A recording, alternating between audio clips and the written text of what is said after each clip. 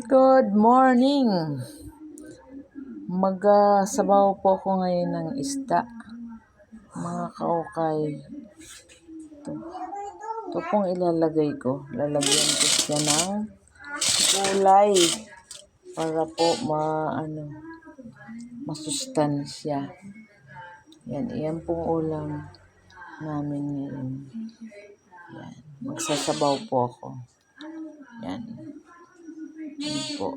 Update ko kayo mamaya pagkakain na.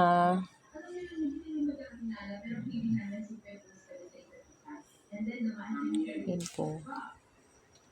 Alugbate. Sino po ang kumakain nito? Ito po ay masustansya.